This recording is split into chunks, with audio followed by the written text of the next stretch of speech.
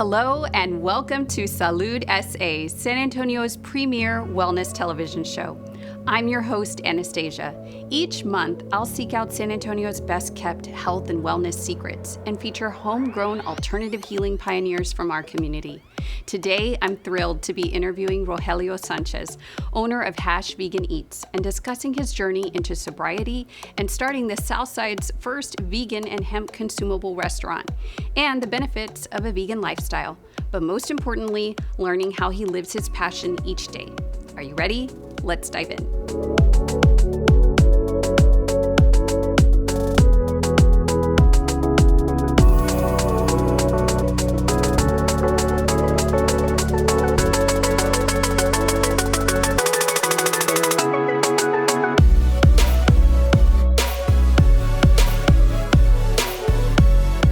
Welcome, Rogelio. I am so excited to have you here and to talk about Hash Vegan Eats, your restaurant, your creation and living your passion. So let's get started by talking about what drove you into a healthy lifestyle. How did you get introduced to being healthy in general? So that actually happened as like a evolution of a few decisions I made about 9 years ago or something like that. About 9 years ago, I think it's coming up on 9 years and 3 months ago. My brother and I were just in a really bad space, been fighting addiction on and off. And we had gotten to a really crazy point in our life where we realized that if we didn't make a change then, it was gonna turn into full-blown just horrible addiction, right? So we were already experiencing things like being on the streets and really just burning bridges all around us and spending all our last money on drugs and alcohol. So at that moment of deciding to become sober and put that old life behind us, we ended up just starting to really care about what we put in our bodies and also what we do in life as a moral like guiding, right? So like from the people we associate with to like the things that the businesses we support, and like the food that we eat and things that we put into our body, all just we became super hyper aware of that. So the sobriety recovery journey turned into a fitness journey. So I started riding bikes and running a lot more. What was your physical condition like then? I mean, were you really thin and like, I just imagine like, part of your thin, like emaciated, like, didn't sleep, like, Yeah, it was a lot of that. It was a lot of, it actually fluctuated. So, I mean, with alcohol abuse, you know what I mean? You tend to put on a ton of weight, you know what I mean? Yeah. My thing was pills and alcohol, you know what I mean? So I kind of would just zone out for 4 or 5 days. And then, so my body appearance just always kind of varied because I was in a zombie mode for a lot of it. It was crazy. So, but doing that, I ended up starting, like I said, really focusing on fitness, and with a lot of cardio you lose a lot of weight, right? So I was really just looking at how I could put on more weight and then muscle-wise, but also use that as a way to understand that my body, like I need to align my morals and my values with what I drink and what I put in my body, and drugs and all that stuff, right? And what I eat, you know what I mean? I wouldn't want to put something that was tortured or something that has a negative effect on the planet inside my body, because you eat that energy, right? You bring in that energy, and it's just something I didn't want to be a part of. I didn't want to support that industry anymore. Turns out, as I said, I'm a cyclist, so when I would ride miles and miles and miles, my body would react and function differently if I had, let's say, like a double cheeseburger, because I would just eat, right? So trying to put on calories because I was riding around so much, because when I was battling with addiction, I had to keep myself busy. So anytime I felt a trigger or I felt something that was going to lead me down the wrong path, I turned that energy into like exercise, right? So I'd either go on a run or I'd go on a bike ride. And then when I do that, work up an appetite finally, right? Like sometimes I was just not hungry and I would just not eat. So now I'm having an appetite and I'm really wanting to crave food. And when I would crave food and I would eat a double cheeseburger with bacon and all these crazy things, I'd get on the bike and I'd feel absolutely horrible.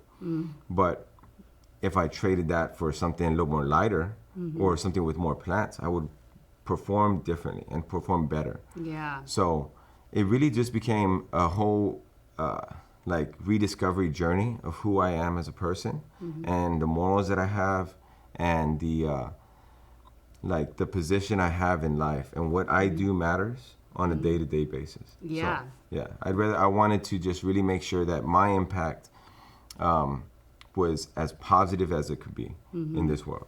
So. Yeah.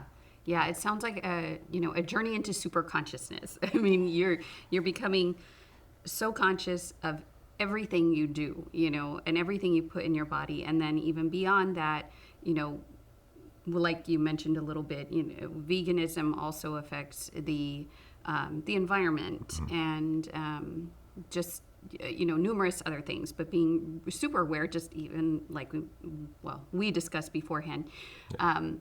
Like leather goods and those are things that I don't often think about. I do think about the impact on the planet, but I don't think of those things that get even more minute, Yeah. So did your brother go vegan too? I'm just curious. So we went sober at the exact same time, right? And one moment we were just like done, right? Never touched it again. I went vegetarian for about a year, and then I went vegan, right? My brother took about another 6 months after me or something like that.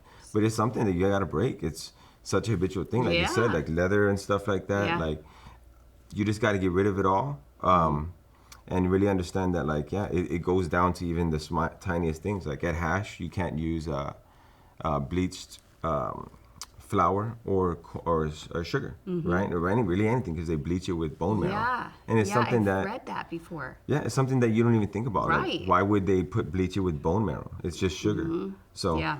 and it's veganism is just the practice of trying to eliminate and reduce your impact on animal abuse and like animal agriculture and stuff like that. You don't want to be a part of that system anymore. Yeah. And the more that we all collectively do that, things change, and then we're able to at least make an impact that will have residual effects in the future. So. And I love what you were saying about the vibrational energy of food, because I'm totally into that. I really believe that we're vibrating, that's what we are. We're energy. And so the energy of our food really affects the energy of our body. And you can also tell this in animals, like, you see these, like a tiger goes out and has a kill and then they just go to sleep, they're just like lazy. And then you see like these huge gorillas, like sustaining on nothing but plants, and they're our closest relative, Yeah. And so there's a lot to be said for it. And I also do believe, and I still eat meat, I do occasionally. I'm a wannabe vegan. I always say that. I'm a wannabe, and I love cooking vegetarian stuff and all of that. A very experimental cook.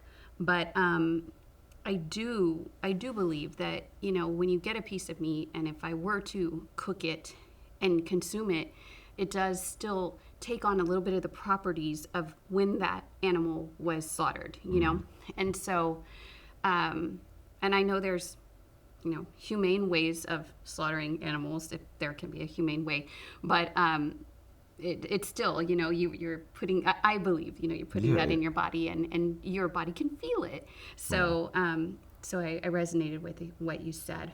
And also the fact that you and your brother, you said you made this decision to be sober, and that's what talks to the universe. Is like, if you've ever manifested anything in your life, it's always that decision. It is that point where you're about to break, and it's like you make that decision and the universe responds, right? And so that in retrospect, sometimes we can just go back and be thankful for those, terrible circumstances that were happening, because they've turned you into who you are. Yeah.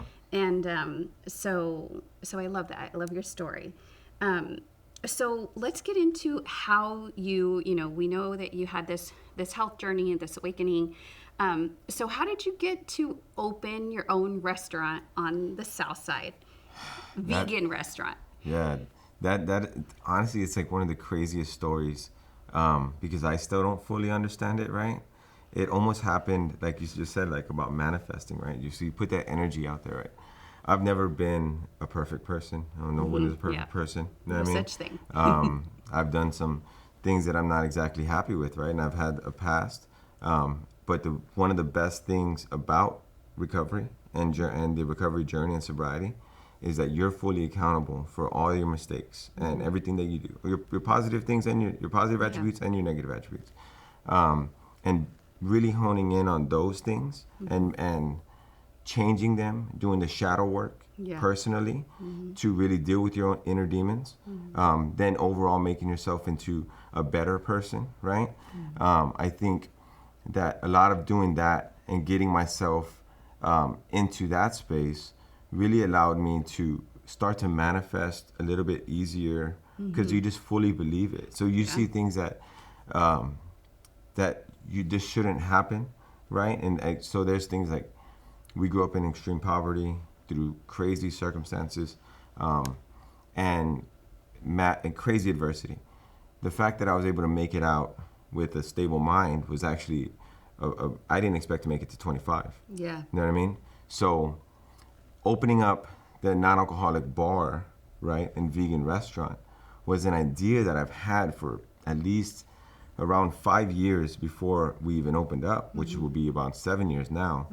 And there's lots of friends that I had, because back then I was bartending because it's what paid the bills. You know what I mean? As a sober person, I was able to be like, at least this is money that I can just hold on to and spend instead of spending it on like drugs and alcohol. You know what I mean? Yeah, that's because that's what I would make a bunch of money and then I'd spend a bunch of money. So I was never really getting it to work for me to do my passion, things that I cared about, how I can make an impact in this world. You know what I mean? In a positive way. I was just kind of just existing.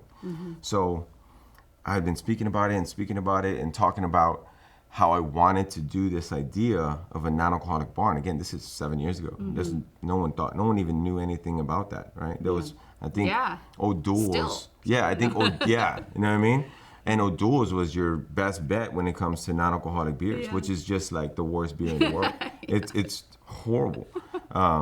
But so I was thinking about it, and then it kind of just happened. I remember I drew up a business plan, and I remember I learned this from another entrepreneur friend of mine, and he said, business plans are great, but no one cares, right? No one cares till you do it, right? So I drew up this business plan, and then it's almost like that. Like I manifested it in a business plan, and then I worked every day towards that goal. I started buying merch before I even had a space, and I just sold it like to my friends, right? Hats and shirts and stuff. And I remember I put it online for feelers and being like, would you spend $5 for a beer, for a non-alcoholic beer? Would you spend this much money? Would you go to a non-alcoholic bar? To like, not to just people just being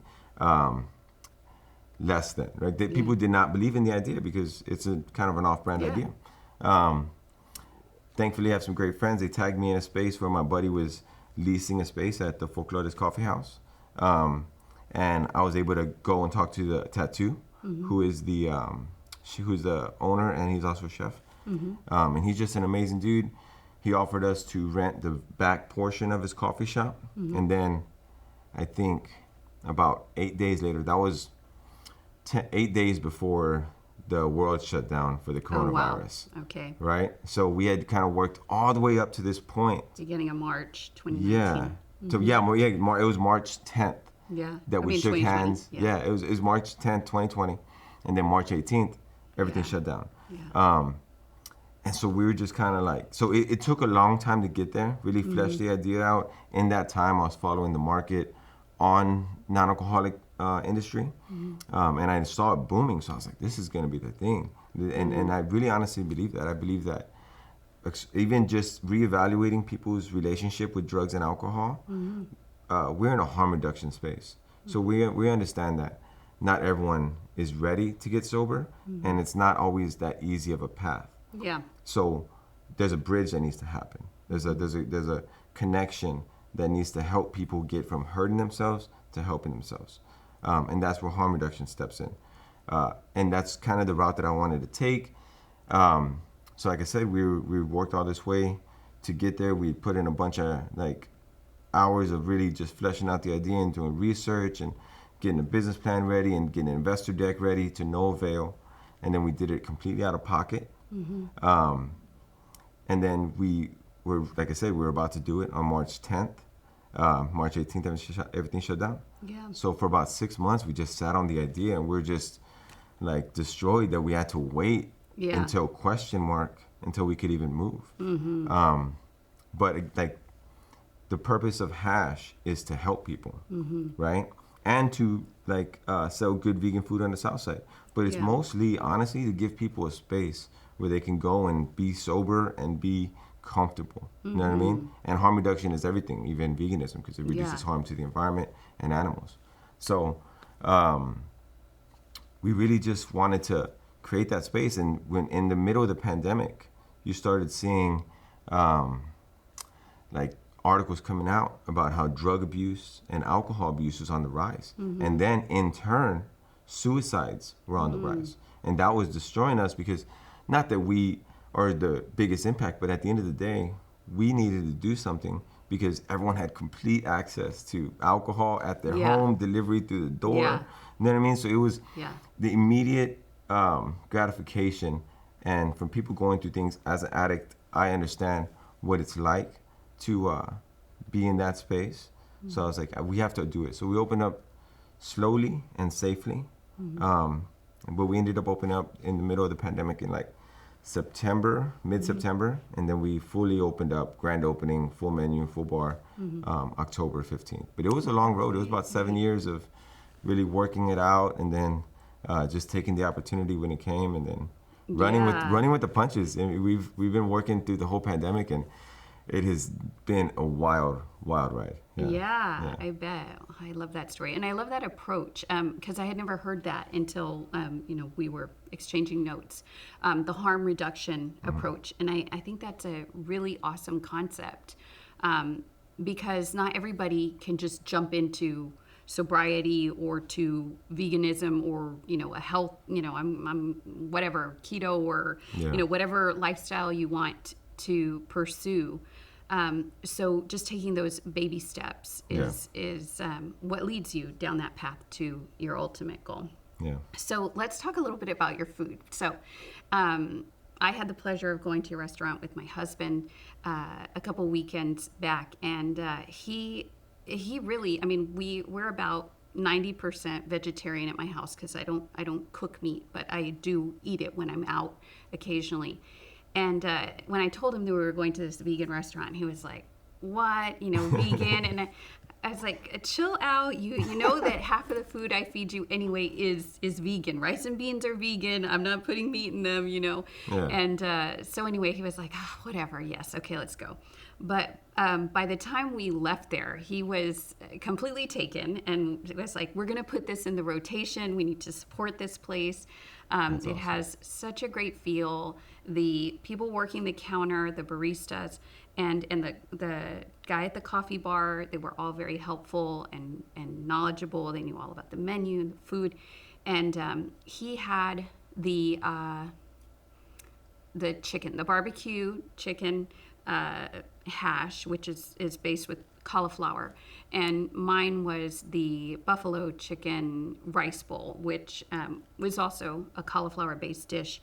And the frying, oh my gosh, everything was like perfection, because I have tried to make, buffalo cauliflower at my house, and it never turns out like that. But it was delicious. Everything was so good, and I'm really looking forward to trying some of the mocktails, because the pictures that you post on Instagram, they're absolutely beautiful. These are they look like beautiful craft cocktails, but they're good for you, And I had never heard of, I've heard of making mocktails without anything, any alcohol, but I noticed that you use some things in there that I guess kind of taste similar to, but they're zero alcohol, so they don't have any alcohol.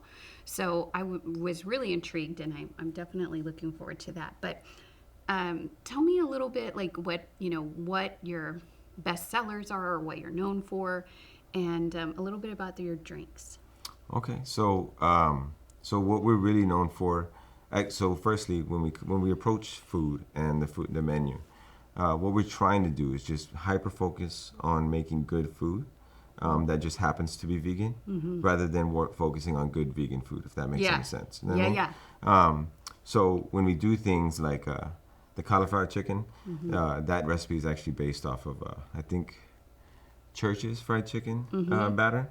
Yeah. So there's a lot of things that we kind of borrowed off of our experience in the food industry. Yeah. And we reinterpret and reimagine them in the vegan world. One of those things is like our fish tacos, right? We have vegan fish tacos that'll fool the regular person. And it's made, everything's made in-house on the daily. So it's really, really cool. Oh, that's amazing. Yeah. We don't really mess with a lot of like, nothing wrong with them, but like the vegan food brands. Yeah, like packaged, right? prepackaged foods. Yeah, we don't really mess with that. We try to do everything from scratch, if not everything. Yeah. You know what I mean? Yeah.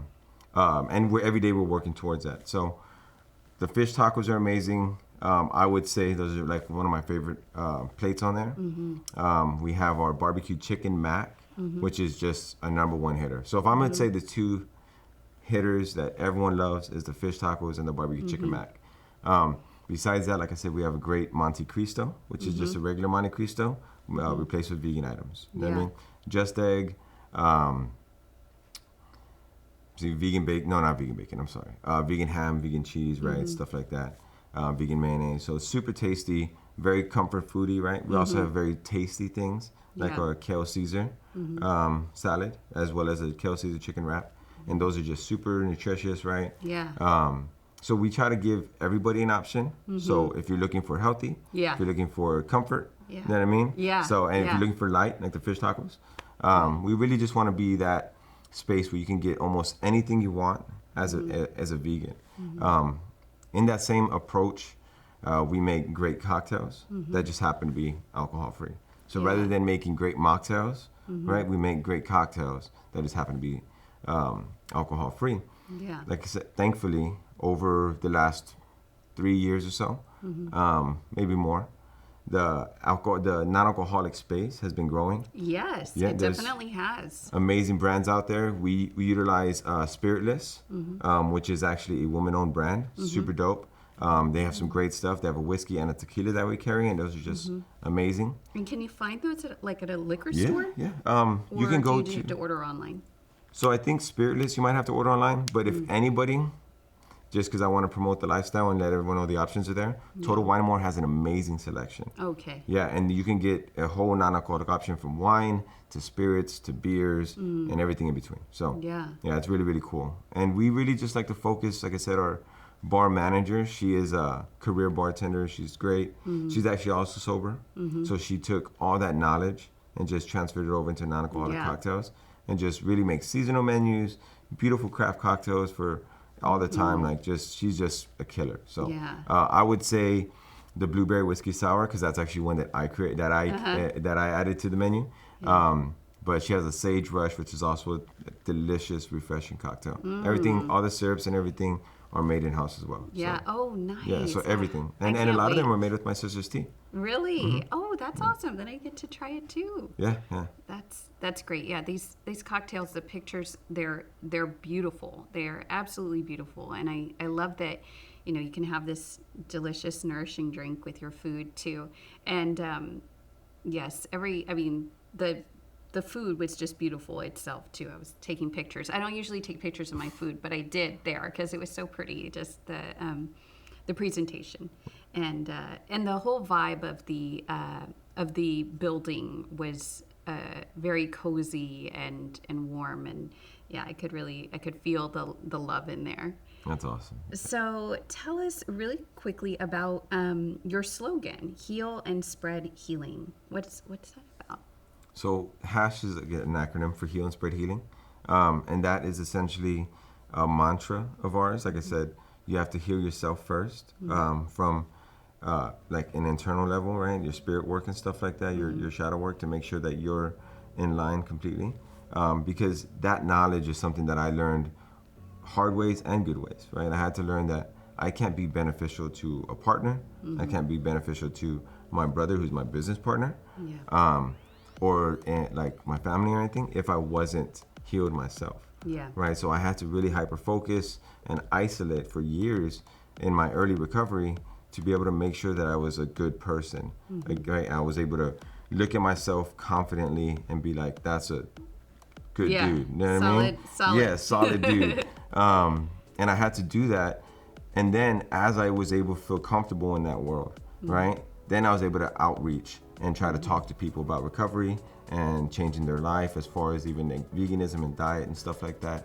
And I really, so that's the acronym. The acronym is first you have to heal, and then you have to go out there and spread the healing. Yeah. Right? So, because it's one of those things where it's like, you can't keep this to yourself. Like, I couldn't operate a bar, I couldn't operate a business on the South Side and not feed the homeless. That doesn't make any sense. It wouldn't align morally with me. So, yeah. And I love that. See, I didn't make the connection until, we were exchanging notes and questioning about HASH, and that's what it stands for. Yeah. And I love that. And I love healing. I think that's how we all, that's the ultimate goal, right? The more we heal ourselves, the better we are for everyone. And it all starts with ourselves, like putting that mask on first, in the airplane. Like, you can't help anybody else until you help yourself. So you've got to start with yourself, right? Yeah. All right. Well, Rogelio, where can people find you on Instagram, Facebook, TikTok, Twitter, wherever you are? So on all across platforms, Facebook, Instagram, and TikTok, it's #VeganEats. You can just type that in. It'll be the first one to pop up. Got a hemp leaf as the logo. And then #VeganEats.com. Great. Yeah, and on the South Side. So. Awesome. Yes. Thank you so much. It was a pleasure talking to you today. And I can't wait to go back and get some more food. Thank you very much. Yeah, it's my pleasure. Appreciate you. Thank you.